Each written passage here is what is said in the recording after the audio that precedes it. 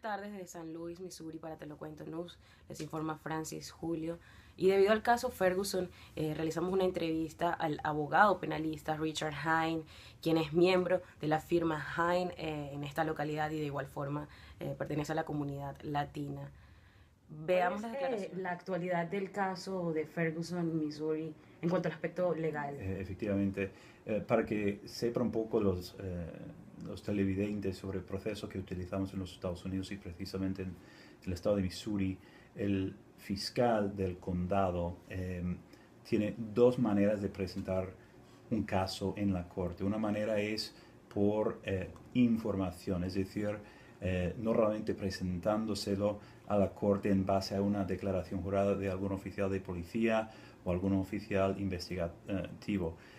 La otra manera es la manera que se está utilizando en este momento, que se llama la presentación de evidencia al jurado de acusación, o así en los Estados Unidos se llama el gran jurado.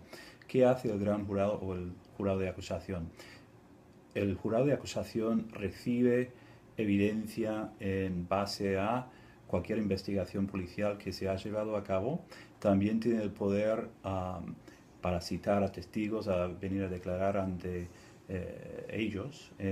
Es un panel de personas elegidas por cuestiones de haber votado en las urnas o por haber tenido una licencia para manejar.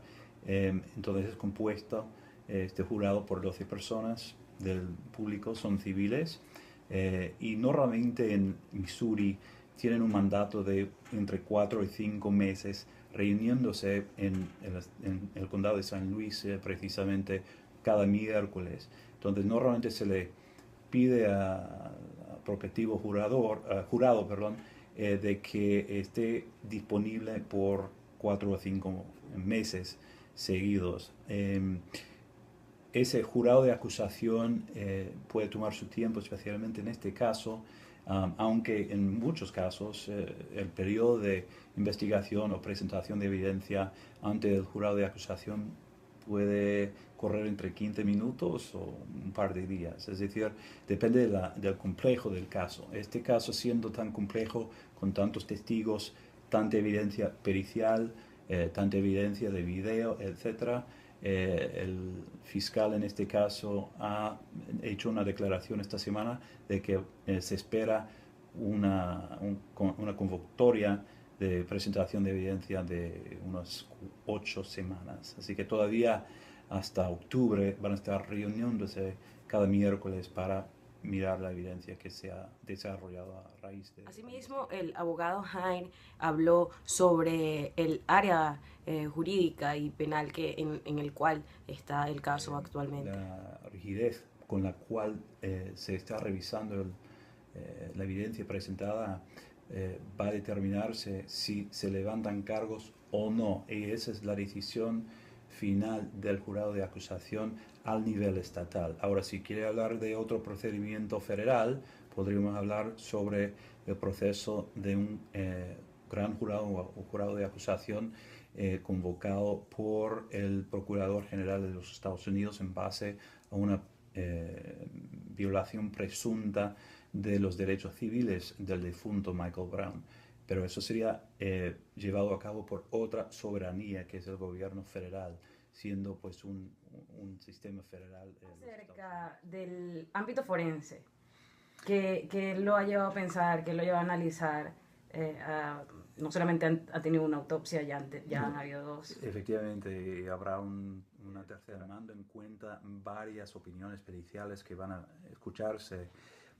Será muy interesante saber y enterarnos de las cuestiones detalladas como las trayectorias de las balas, dónde entraron al cuerpo del Michael Brown, dónde salieron, la cuestión del informe de toxicólogo, Ujú.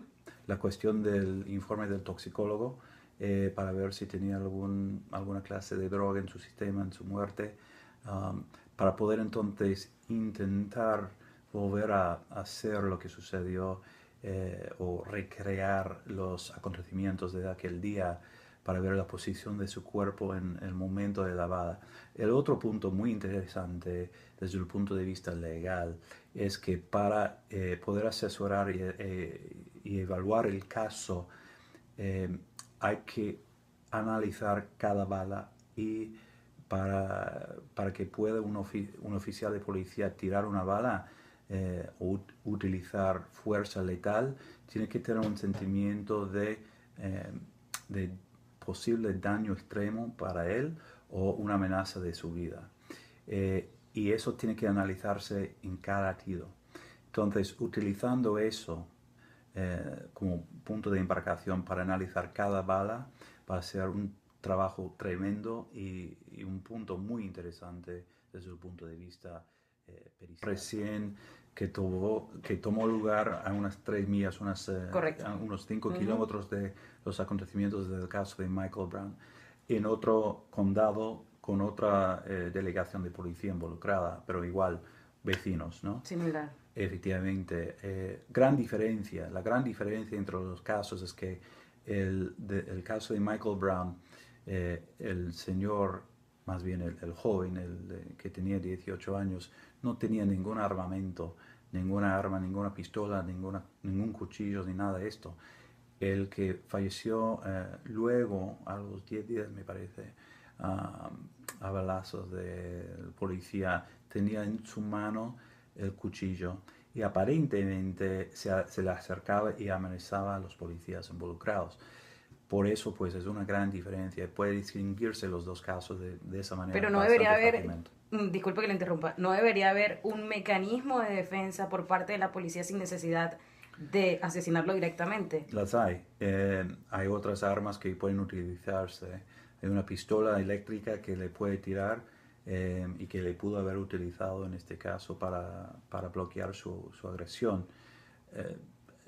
El alcalde de la ciudad, que es el máximo encargado en aquel condado, que es la ciudad de San Luis, no el condado de San Luis, que son 2 condados vecinos con el mismo nombre, es un poquito confuso, pero el alcalde de la ciudad de San Luis es el que ha llamado una investigación profunda de lo que sucedió de acuerdo con las normas de la policía. Cuando se involucra un oficial de policía con cualquier asesinato de un civil, siempre se pone en una suspensión administrativa con pago, como se hizo en el caso de Michael Brown, y se hace una investigación muy a profundo para ver cuáles fueron las circunstancias del asesinato y para ver si fue justificada la utilización de la fuerza letal. ¿Cree usted que el jurado, con respecto, volviendo al caso de Michael Brown, tiene mayor proximidad a la objetividad o a la subjetividad? Buenísima pregunta. Desde luego tiene un aspecto de las dos cosas, porque son seres humanos los que están sirviendo. Desde el punto de vista legal. Por eso digo, si tiene una proximidad. Tiene que pensarlo de esta manera. Son personas intentando hacer el mejor trabajo que pueden de acuerdo con la objetividad de las pruebas presentadas. Ahora, dependiendo de la disponibilidad, o más bien la disposición del fiscal en presentar esta evidencia y no esta evidencia, puede tener una cierta subjetividad en la presentación de la evidencia, eso sí, pero si tomamos al fiscal del condado de San Luis su palabra, pues va a presentar toda la evidencia y no descartar ninguna parte de la evidencia desarrollada como resultado de la investigación. De igual forma resaltó el tema relacionado con los derechos humanos. Claro, un punto muy importante, tomando en cuenta el hecho de que en Estados Unidos respetamos los derechos de los periodistas, es un derecho fundamental en la primera enmienda de la Constitución estadounidense, de la libertad de expresión, más bien la libertad de la prensa. Y curiosamente, las dos alas del espectro político en los Estados Unidos se ha unido en este punto en la última semana, tras haber visto las imágenes publicadas en la prensa de estos policías, supuestos policías, apuntándose rifles automáticos y escopetas hacia los civiles, hacia los periodistas y arrestando a los periodistas sin causa, sin cargos, etc. Por eso, en primera vez en la historia de los Estados Unidos, que se sepa, ha venido varias organizaciones de derechos civiles mundiales para observar las actuaciones de los policías. Ahora bien, esto viene a raíz de un programa federal que vino luego de los atentados del 11 de septiembre de 2001, cuando las materias o los implementos bélicos de segunda mano que se habían utilizado en las guerras se descartaban y se le vendían a las policías locales por medio de un programa federal pagado por el gobierno federal y por el presupuesto federal. ¿Qué pasa? Que cuando se arma un policía local de esa manera, se convierte en una persona empleado para proteger y servir, en una persona prácticamente opuesta al enemigo, que en este caso se convierte de un civil a un enemigo. Entonces eso es un sistema quizás que va a enfocarse para estudiar si debería de continuar en su actualidad o no. Desde luego, esos derechos de los periodistas como fundamento de nuestra ley, como fundamento de nuestros derechos como ciudadanos estadounidenses. La manera de proteger esos derechos es por medio de un sistema civil, por medio de demandas civiles llevadas a cabo por las personas interesadas y por organizaciones de derechos civiles.